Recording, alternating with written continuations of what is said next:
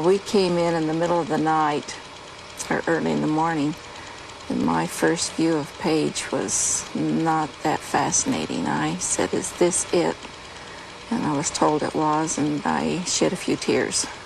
And when we come out here, why, it was all desert, of course. The front door had blown open, and there was so much sand in the house here, I had to get an assistant of mine to help me sweep the sand out, and so we could live in here. The first thing we saw was sand. Lots of sand. Lots and lots of sand, and trailers. A few little streets with trailers on, and that was about it. We came when I was 12 years old, and at the time my dad was a manager for Babbitt's in Holbrook, Arizona, and they wanted to start a new store here. So he was to transfer, and he and my mother came up to see the town first, and they came back with these fantastic stories on how it was laid out on a hill, and somewhere in my mind, I guess I envisioned San Francisco, and so we were really ready to come to this gorgeous town out in the desert. They used their 8mm movie cameras to photograph their new home in the desert because they wanted to remember what it was like to make this new beginning. It was a unique venture they had embarked upon. They came to this wilderness to build a dam, to build a city, and to build their lives.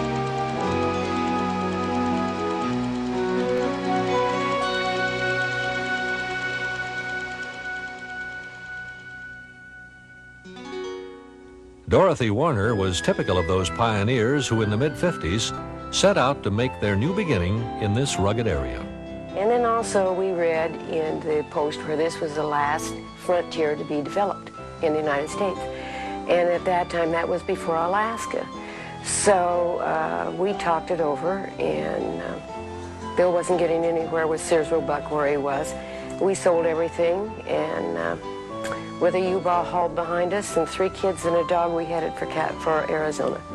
They hauled us drinking water from the Gap, which was about 49 miles from here. And we had one little generating plant over there off the side of a little trailer court. And that's all we had for electricity, a little diesel plant, you know, and get up in the morning, everybody getting their husbands off to work and put too much juice on it and knock the whole thing out, you know, and nobody would have breakfast. But anyway, it was pioneering and it was tremendous. We really enjoyed it. Oh, I think overall the feeling that my wife and I had was the excitement of a pioneering expedition. It was a pretty darn primitive setup. We thought we was about as much in the wilderness as you could possibly get in this country. I was watching a Route 66 segment recently on Page, and I couldn't believe that we lived like that. Can't we even peek out? Nothing to see, girls. Just a town on the mesa for the construction gang and their families. There's churches and schools, a shopping center, a mess of trailers.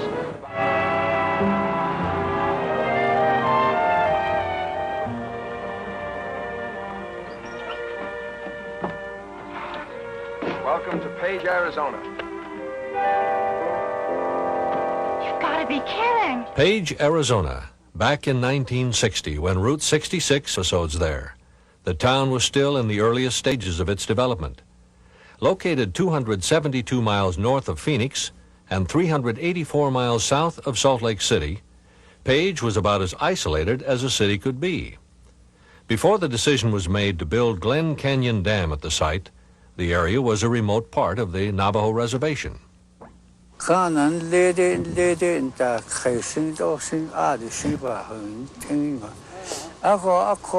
used to be no existence of any kind until about 20, 25 years ago when the Anglos started moving in. There was nothing here, nothing around here.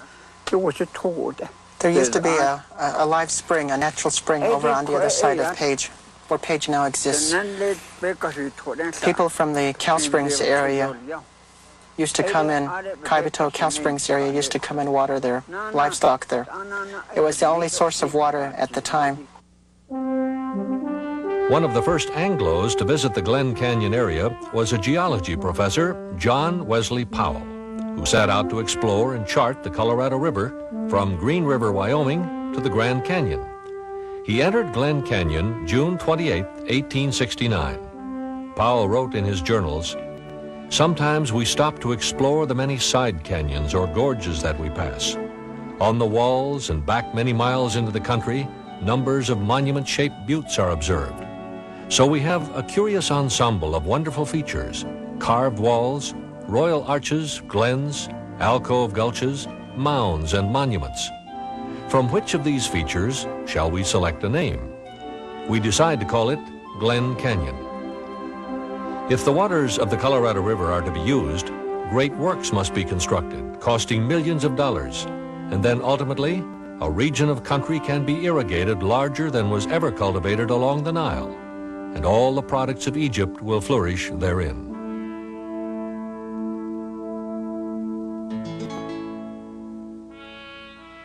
88 years later, Powell's vision began to become a reality at Glen Canyon. Page, Arizona had its beginning as a construction camp for the people who built Glen Canyon Dam. The men who follow this type of construction, dams, bridges such as this, are a very peculiar breed. They go all over the world following this kind of work. He's good, hard-working people. Good, really good, hard-working people. They knew how to work. But you don't have that kind of people nowadays. And some of them was mean. We had a few mean ones.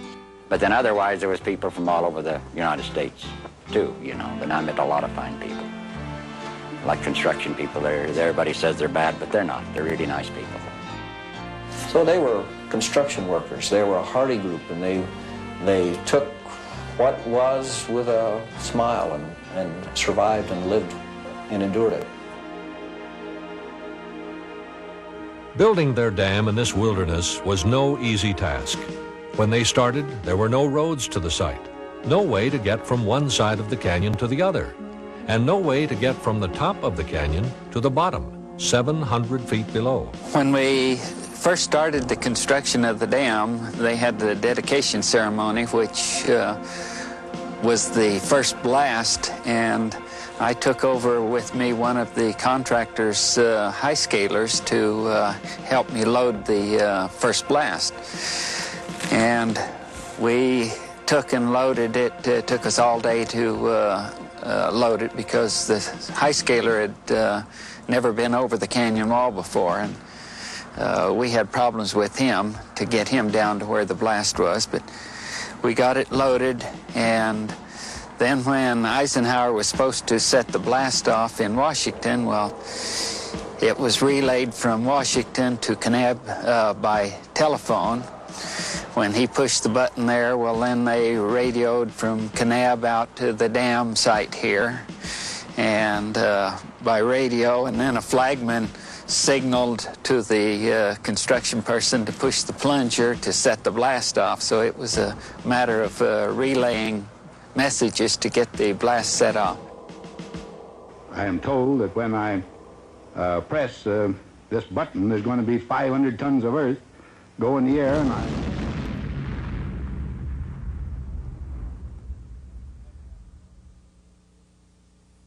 Some of the first construction workers were high scalers, like Larry Sanderson, who prepared the way for actual dam construction. I actually came out to go to work here at the dam as a boat pilot, boat operator. And my younger brother and I came out, and I got the job as a boat operator, and I asked Norm Kiefer if they had any other job, thinking, well, they'd have something for Bill. And he said, well, he need a high scaler. I says, well, if I take the high scaling job, could Bill have the boat pilot job? And he says, does Bill have the same qualifications for a boat operator as you do? And I said, yeah. He didn't ask me if I could high scale or not. I knew how is all. I'd never gone over any canyon walls like these before. And so I got the job as high scaler and came out here and looked over and had a 700-foot vertical wall to go over. And so it is hard to go over the wall the first time, knowing that all you know is just how to do it. But to back over a 700-foot vertical wall is hard. We had 3 high scalers that were killed on the wall. One of them was the fellow that I took over with me the first blast, and he was killed by being down below, and a Caterpillar tractor went and pushed some rocks over the canyon wall, leveling it up above, and rocks went over and killed him. I can remember probably one of the greatest memories I have here was when I came as a junior high school student, and I was pretty young, and the town at that time would ring the fire siren when there was an accident down on the job, because that would allow all of the emergency people in town to be ready by the time they needed help in town. And so we would sit in school and we would hear the siren go off, and the students whose parents worked down there knew that there was an accident on the job, but nobody knew whose parent it was or how serious it was or anything like that. And then it was like you would have to sit and wait, because you knew that within like 30 minutes to an hour, if it involved someone in your class, somebody would come to tell them. By 1958, more than 2,500 people were involved with putting up the temporary footbridge, constructing the permanent bridge linking the two sides of the canyon, and building the dam. I can remember the tremendous excitement of standing right here and looking 1 mile upstream at the tremendous activity going on. There was an army of workers down in that canyon moving dirt and changing the different forms to get ready to pour concrete. And then, of course, they had that swinging bridge. They called it the footbridge. It was really the swinging bridge. And a lot of people quit their job because they couldn't walk across it. I froze the first time I went across it, and they had to come get me. But after that, I didn't have any problem. This footbridge was awesome and pretty scary, because it was just chicken wire, and you could just see through the awful distance, the 700 or 800 feet down below to the riverbed. And the first thing that attracted me to come to Glen Canyon was a scholastic journal that my kids brought home one day that showed the arches coming out on each side, and it showed a giant A-frame that stood up in the air 200 feet, holding those arches as they were building out. And that attracted me so much to this area that I came out here to get a job. But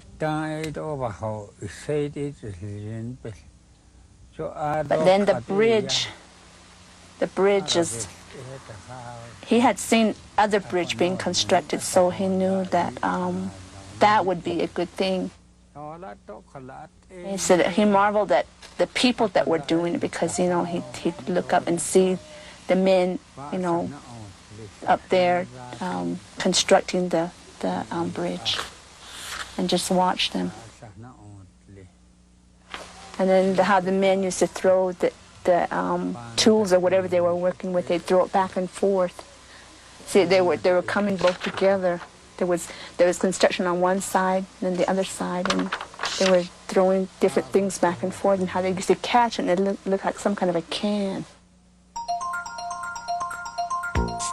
This was probably the most exciting thing I ever did in my life, was to come in and be a part of this construction on the dam and the bridge in the town of Page. Glen Canyon Dam is the second highest concrete dam in the nation, rising 710 feet from the bottom up to the top. The dam has 4.9 million cubic yards of concrete. A cubic yard of concrete weighs 2,000 pounds. And an old bucket like old number 6, we had 12 of those buckets carrying this concrete from the west side tramway where it was produced, carried this concrete load more than 425,000 times to place into this massive structure.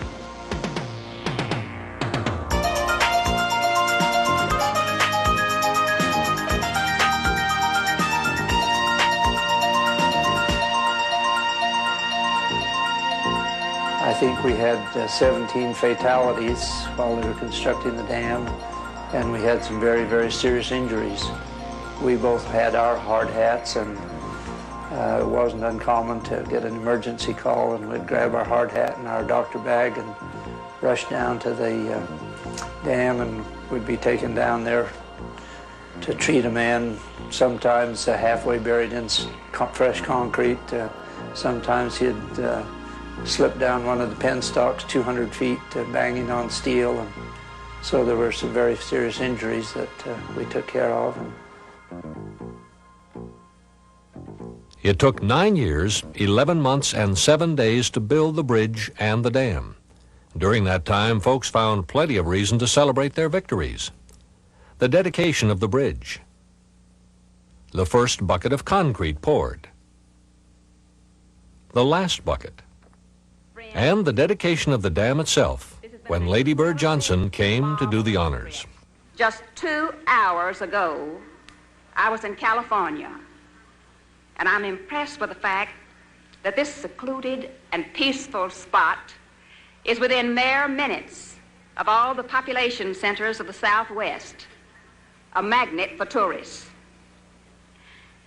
And as our plane glided down into this immense canyon landscape, I could see from afar this plug in the river, the place where Glen Canyon Dam stands.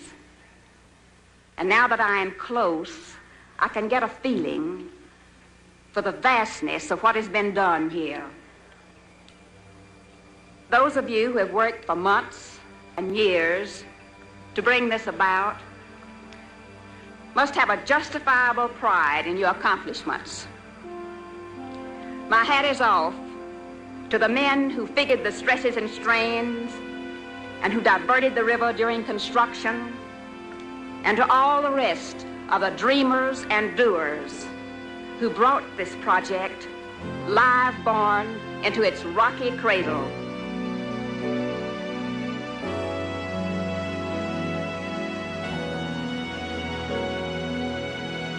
While the dam was going up, some others were working just as hard at another new beginning, the task of building a brand new city located on a mesa that once belonged to the Navajos.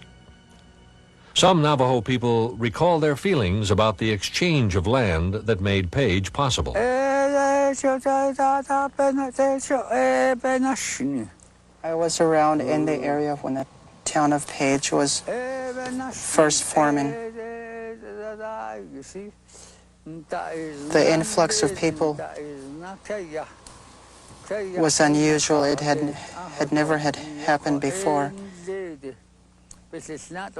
Where Page now exists, I guess what the tribe got in exchange for it was another piece of land somewhere in Utah. I had heard of the land exchange before, and because of the land exchange, people started moving in. The Anglos. What used to be here before the town of Page, we would use that area for grazing purposes. And it was our grazing areas, and we had to give it up. And what we got in exchange didn't really sound like it was a fair deal to us. As the years went by, there was improvements, and she said she's welcomed this. She's glad because her kids are the ones that are growing from this. The improvements have made her life seem easier, and that she can just go a few miles and buy groceries and do her laundry. She can have her truck fixed, and she never thought that this would happen. But then still you can come back to the reservation and then still live the simple life. We were different than any other town in that it was a new town and we were growing by ourselves. So I think the most fun was just seeing this desert here suddenly turn into a city with businesses and people, cars, boats, like any other city, and just see the transition from nothing. You had to have a pretty good imagination to start with to think that was going to be that way. In the beginning, Page was a government town, and Elmer Urban helped manage the town. Initially, we had to seek out businesses to come into the community. So one of my first jobs was to, after we put out prospectus and one thing and another, inviting application for businesses, was to go out and investigate the type of business that they were running now, what kind of business people they were, to help assure that they would have at least a fighting chance for success in a community like this. I came to Page to run Babbitt Brothers Trading Company store, such as it was in those days. The store was a tin barn. That's all it was a tin barn, and we just operated out of a tin barn. The tin barn was a bank, a grocery store, a beauty shop, a service station, restrooms for the community, the whole ball of wax. That was all in a tin barn. The next business that I remember here was a barber shop. And then as the various others were added, they had a little tire store and a service station, and the Page Restaurant was the first restaurant that opened up here. And then the Page Boy Motel, I placed the concrete for that. It's not hard to imagine that in those days, life in Page meant meeting the unique challenges of these new beginnings. If they came shopping after a windstorm, the first thing they had to do was shake the dirt off of the top of the can. That's how much sand would have blown into the store. At that time, you wasn't allowed any liquor or anything in town. There wasn't any streets. You go to town to get the mail, the wind would blow, you'd have to find another way home. To get a beer, you'd have to drive down to Denny Moore's, about 25 miles, or 75 miles from here, down by the Marble Canyon Bridge. I had a standing order from all of the salesmen who called on me that anytime they came up, if they didn't bring a case of beer, they just might as well not come into the building, because that was one of the tickets of entry. And the electricity was very bad because we had kids that would run up and down. You just plugged it into a pole in the back. And it was a pastime for little kids just to run up and down and unplug everybody's freezers or electricity, you know. Because we didn't have television, we didn't have radio reception. I remember the first TV program I saw on Page, they had put up a system over on the rim about where the tennis courts are now. It was a prize fight, and we all took our chairs, went over there and sat in the sand and watched television, watched this fight. Before the dam was built and before the power plant was built, there was virtually nothing here. So in a way, we're all from somewhere else. And that means different religions, different points of view, based upon your living environment. When we first came up here, you had to get a permit from the government to even come in and have whole church service and build a church. And we were the first church to have that permit. But the First Baptist Church came in two weeks ahead of us, so then we took the name First Southern Baptist Church. Didn't make any difference to us. The spirit of cooperation and volunteering for all of this was really good. It crossed denominational lines and everything else. You'd get people were, if they needed a day's work on a Saturday at one church, why you'd have to see 6 or 7 different denominations of volunteers up there working on that church that day. The community house, townhouse, which is a townhouse now, same thing. But Father John had probably one of the biggest workforces in the community. He seemed to be able to organize his pretty well. And our ministers finally found out how that happened. The Baptist church had they'd have 15 or 20 workmen, and all of a sudden they'd disappear. And the Methodist church the same way. We'd have a lot of workers. And first thing you know, they'd be down at Father John's church putting up bricks and mortar and the whole works. Well, Father John always had beer available. The rest of us couldn't do that. We had one guy here, in fact, he was my riding partner, and Mike Eaton was his name. And he wasn't too much for stuff like that. And I says, Mike, why don't you out here donate some of your work on these churches? You know, Cliff? I said, I don't know which church he writes in. I'm afraid I'd work on the wrong one and get in trouble. When I first came here, I never saw such cooperation between any group of people in my life. Well, the basic thing that impressed me was all of the people here. It seemed like they all had the attitude of helping each other. Nobody had anything, and so you was just really you had the old pioneer spirit, like you was starting something brand new.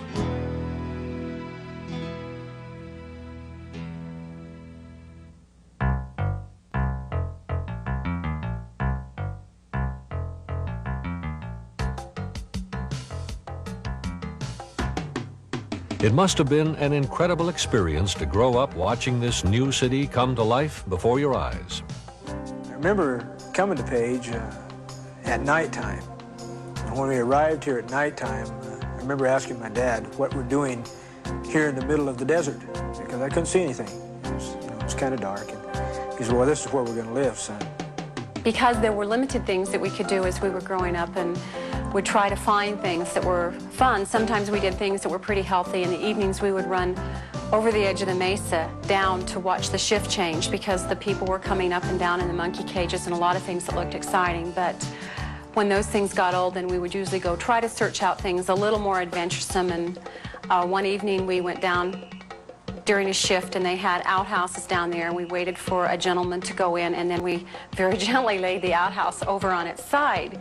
Consequently, he couldn't get out real easy, and some of the contents were spilling, and he was very explicit as to what was going on inside. We did some real strange things. The high scalers, to us pre-teens agers, these were our heroes. I mean, there's no doubt about it. Here's these young, strong men, you know, going 1,000 foot down into the canyon on a rope, you know, and with drills and stuff like that. So, oh yeah, we were in awe of these people.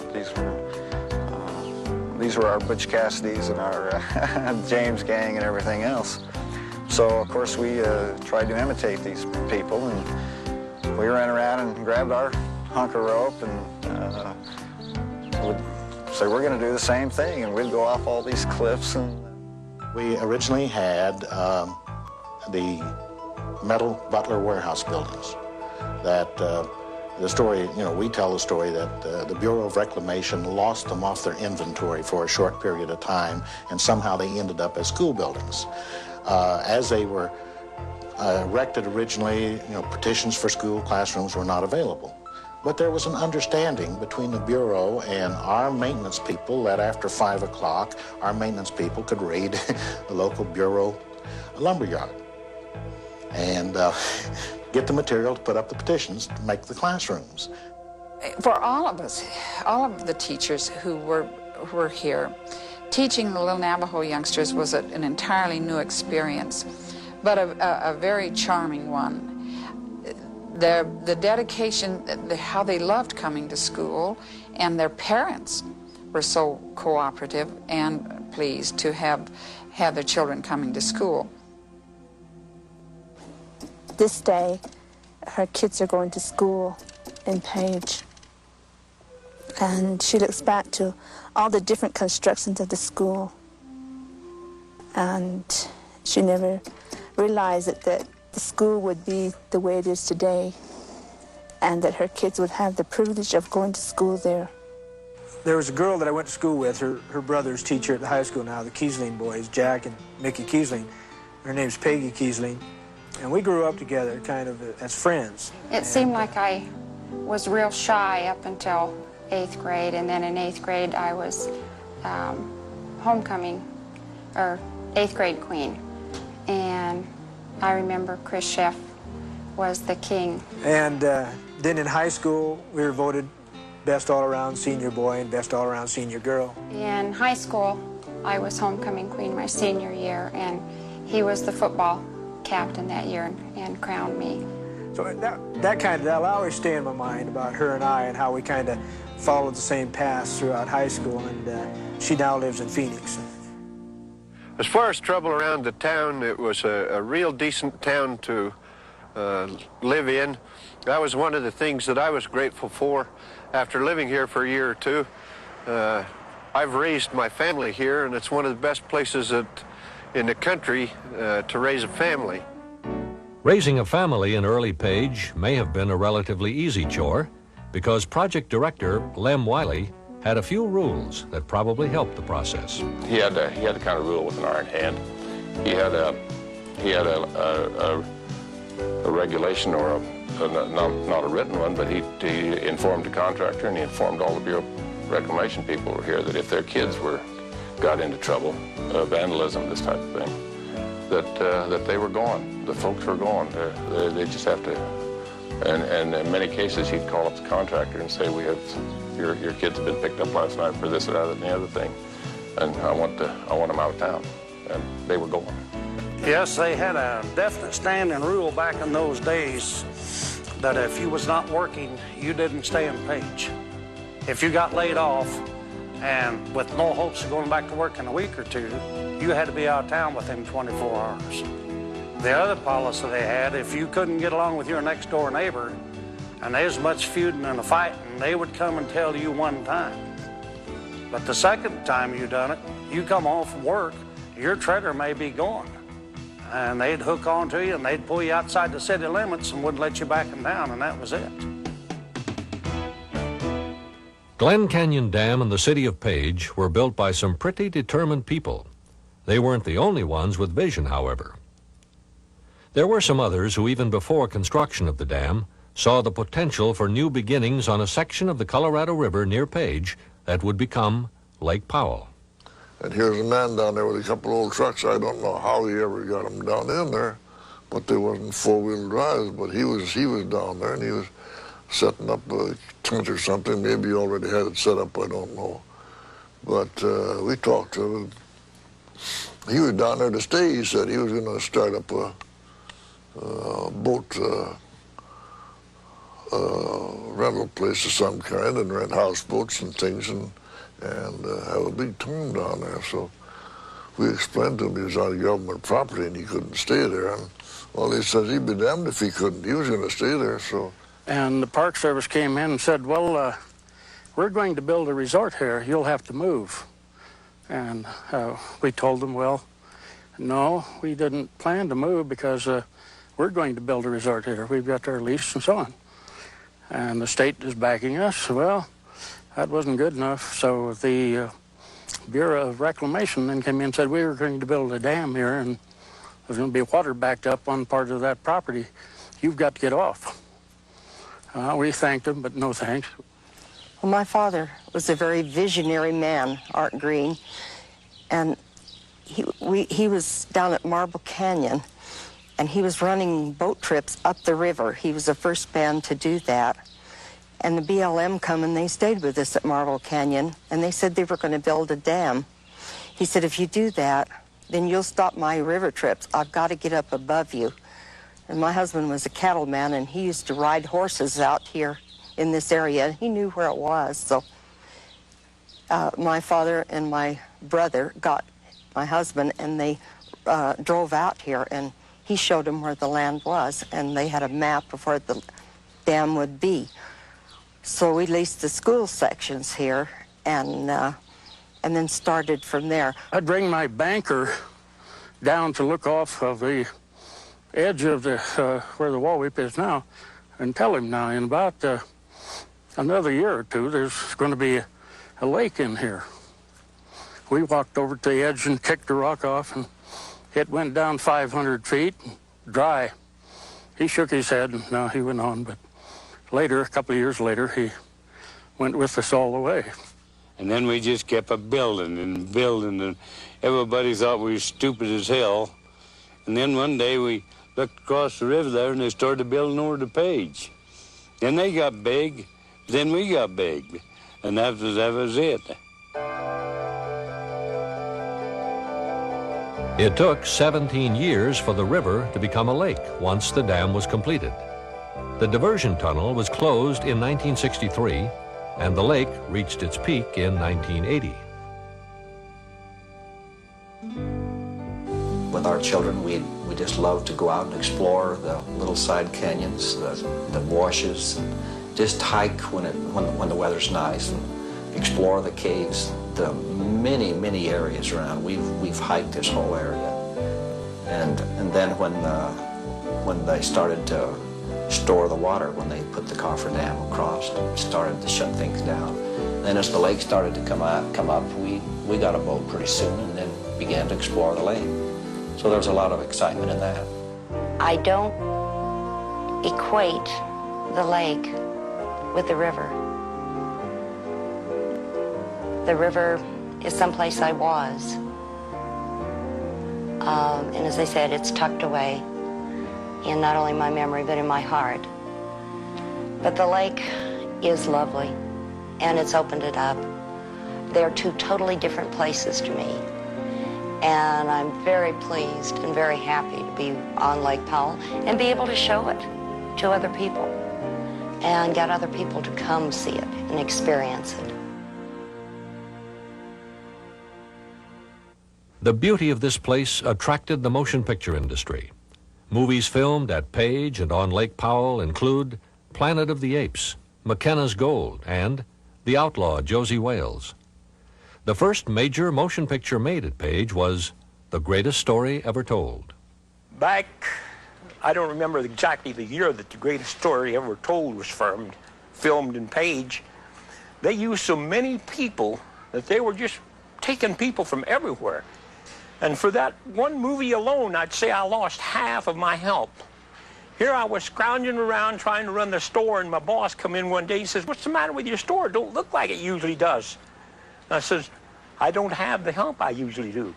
He says, "What do you mean?" I says, "They're all working for the movie company."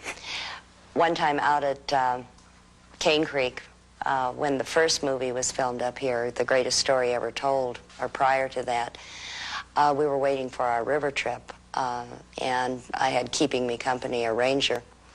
And all of a sudden, we heard this sound of a vehicle coming in over a very rough terrain, and the scraping and the banging, and looked out, and here is a Cadillac, a very large Cadillac, comes over the bumps right to the edge of the river. Doors open, men get out, and this one gentleman walks over to the edge of the river, and he said, "Here is where we will baptize Christ." And the men with him yell. Well, Dick, the ranger, gets up and walks over, and he said, "No, I don't think you will." And the man draws himself up, and he said, "Here is where we will baptize Christ." And Dick said again, "No." The man stepped off into the river. Well, the river swung in on a right-hand curve, so the bank was undercut. There was about 15 feet of water and a rather fast current, and he just disappears. Hat, boots, everything. And when he comes up with everybody trying to drag him out, and they are very worried about him, it's very evident, he gets back up and agrees that they will film up the river slightly. The man was George Stevens, the producer and director of The Greatest Story Ever Told. "Behold, I send my messenger, who shall prepare the way. Let the earth hear, and all that is in it, and all things that come from it."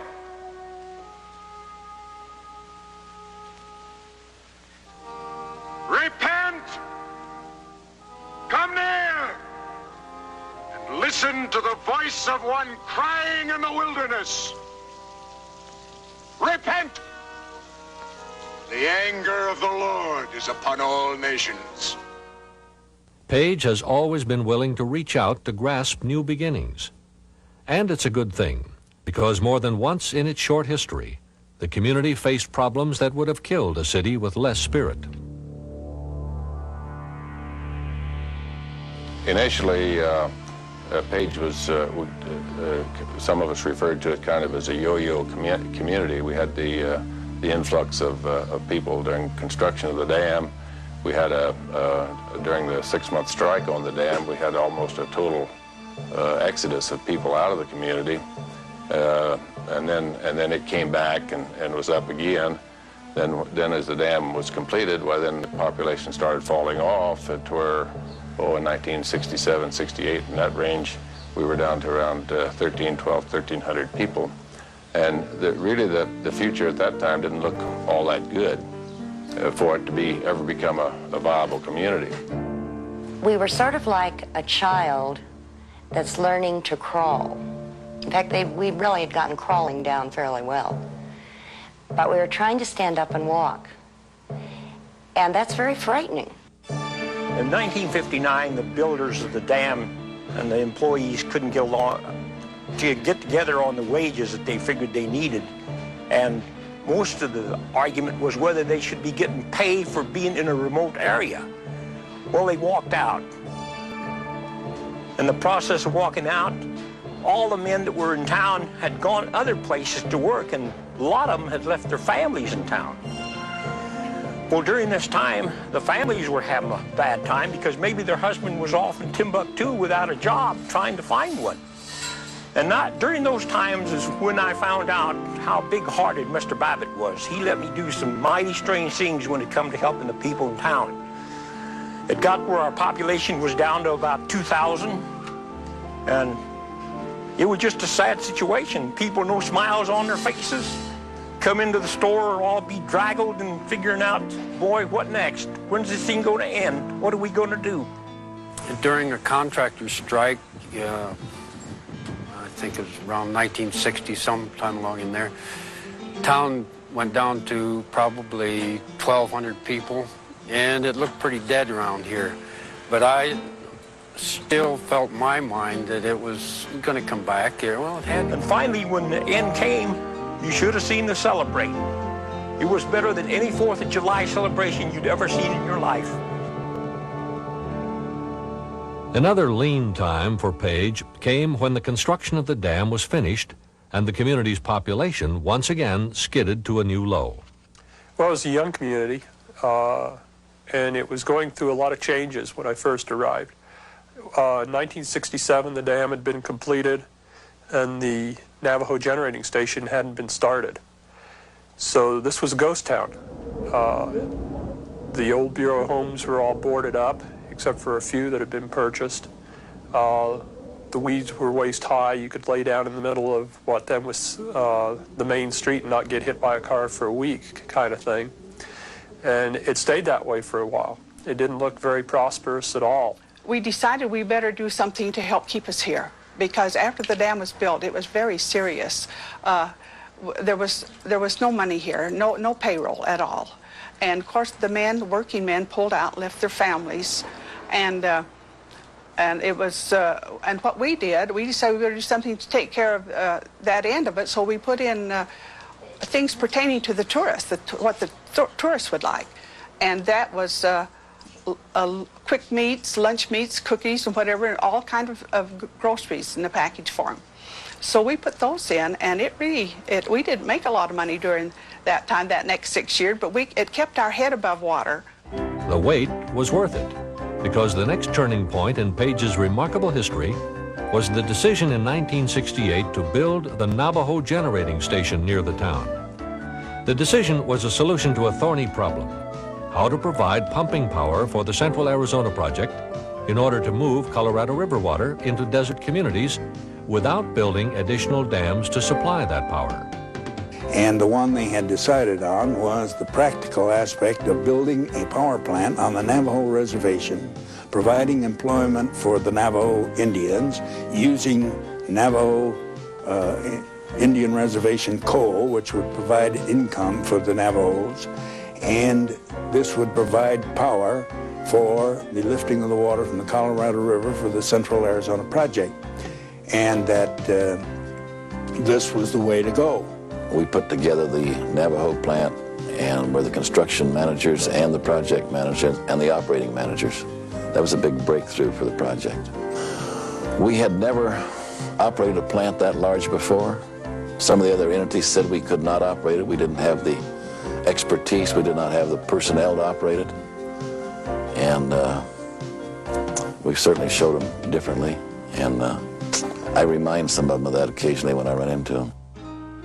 Well, there's three things you have to build a plant. You have to have fuel, you have to have water. This is a fossil plant. And you have to have a place for people to live. Now, we elected the site because it was close to water and close to a place for people to live, and hauled the coal in. Tried to build a plant in a way that would blend in with the surrounding country. We did everything we could environmentally that we didn't upset the environment around there. And in some ways, I had a feeling that a lot of the people that worked on the plant, whether it was engineers or construction workers, knew that they were working on something that was going to meet the requirements, that it would be a clean facility, and that they took a certain amount of pride in being able to do that. It was something new. I'd never been involved in a coal burning plant and never in one nearly that large, so it was real challenging. But to build one plant with 3 750 megawatt units was a first. Well, the plant, when it's operating at full load, burns about 25,000 tons a day. So that's quite a project to haul that much coal to the plant. We built an 80-mile railroad over to the foot of Black Mesa. That railroad is the first 50,000-volt railroad built in the United States. 6 years after the construction began, Navajo Generating Station was completed, and those years brought new life to the community of Page. When we started, the community had only about 1,200 people. So as we started construction and built up the construction force, the construction workers very quickly outnumbered the older townspeople. Now, when all 3 units are in operation and the plant is fully staffed, the Navajo Generating Station provides an ongoing economic base for the community, with an annual payroll that exceeds $40 million. People really welcomed us when we first went in there. It was a real boom for the town of Page and the business people and so forth. So I came to Page in the spring of 1974. I can recall at the time construction activities on the Navajo Generation Station were going full bore, and this town was just swamped with people. I can recall going to the post office, being told that they'd put me on a list for a box. Maybe in 6 or 8 weeks I would get a box. As it turned out, it was almost a year before I got a mailbox. I can recall, things like waiting at the bank. Every teller would have 10 or 12 people. It was just, the town was just bursting at the seams in 1974. About 1 year later, Page came into its own. For 18 years, it had been a government town, a Bureau of Reclamation town. But in 1975, the city incorporated. Jim Stubbs was the editor of the newspaper then. I would say that probably the incorporation of the community that had an overall effect on not only Page but the surrounding communities, that probably had to be the big story in the 70s. There aren't very many communities in the situation Page was in when it was incorporated. The Bureau of Reclamation had given the city 17 square miles of land to pretty much do as they saw fit with. From the day Page was born as a town, its people have worked hard to build a community they could be proud of. In fact, Page is a city built by volunteers. Its first community swimming pool, its golf course and country club, its antenna vision, and its award-winning Page Attacks Trash. Dan was transferred from the Navy to the Bureau of Reclamation, and he was brought here to help build the city. There wasn't anything up here when we first came. Then as time went on, we had a need for a swimming pool. The lake wasn't here in those days, so we went out by scrounging from MCS and the Bureau of Reclamation and everybody that we could. The people in town built a swimming pool. And it was volunteer labor that built this whole golf course, from digging the trenches out there and putting in the water system and the sewer system. And Ken Ferris was responsible for putting in all of the electricity in here. I would say there were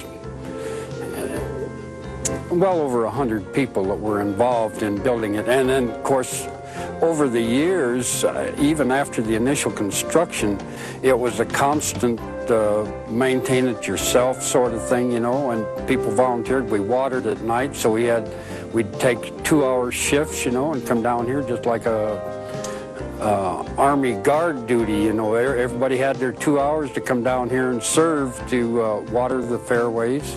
The country club can really be a monument in Page to volunteer labor of people who really wanted something, didn't ask any favors, got busy and got it themselves. When we really got serious about it and started to form Lake Valley Television was in 1976, and there were several different reasons that we all came together to work on that.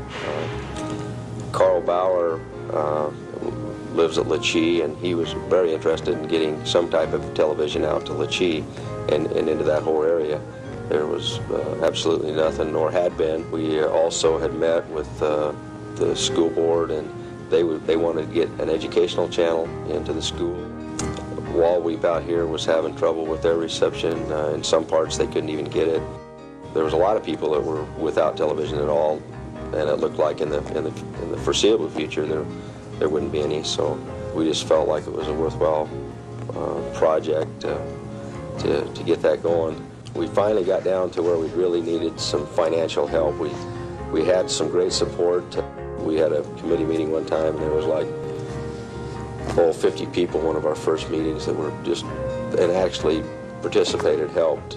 Just you couldn't even name all the people that were really helpful in getting us started. It's the only television for a lot of people still. There's still a lot of stuff going up here that Salt River and a lot of people are involved in, like your Page Attacks Trash Day. That involves, I'd say, 85% of the people in town. That's one effort that people in town really get out and get involved and worked on. And it worked real well. The first year we had about 1,700 people turned out.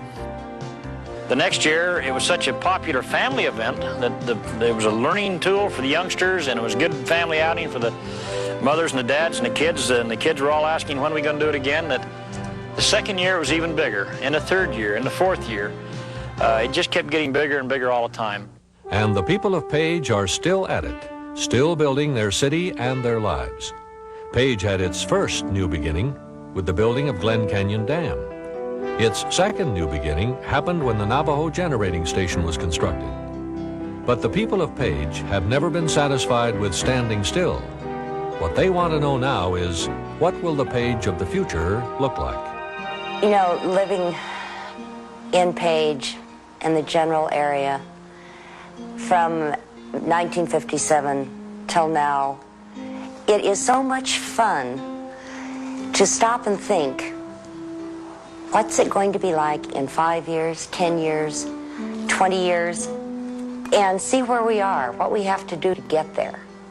What we must do now is capitalize on the growing tourism industry. Page and Lake Powell are fast becoming the hub of the Grand Circle.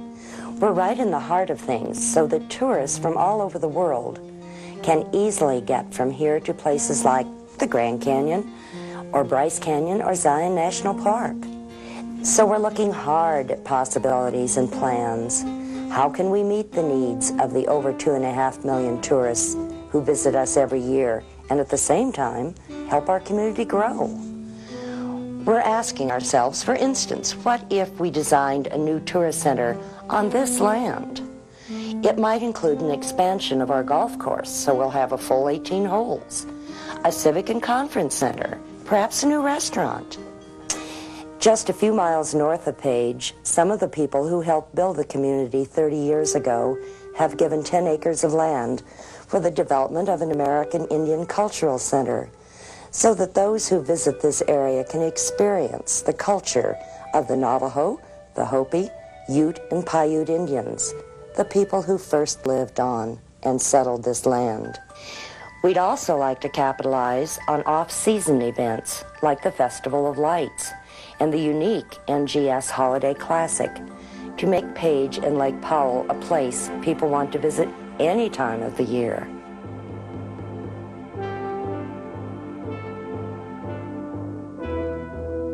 It's as exciting to live here now as it was when the first people came to Page.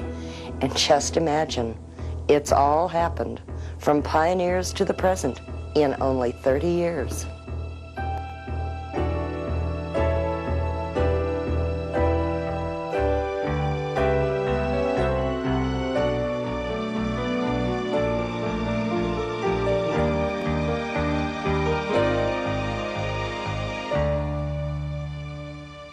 Well, now I can see a lot of growth in the town. I think ever since the town incorporated was what we had to do to make it grow.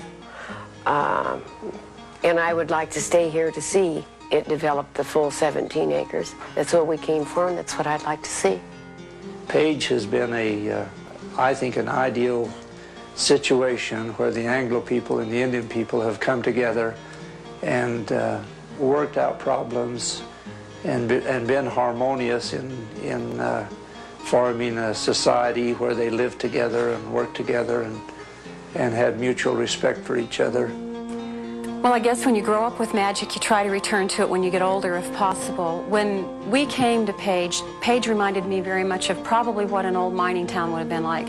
The people earned big money, they spent big, they lived fast, they had exciting lives, and it was an opportunity for me to grow up in a situation that I thought was wonderful with the closeness and the small town. And when I had children, I wanted out of the city and I wanted to see if I could find a little bit of the magic for them. So we just came back.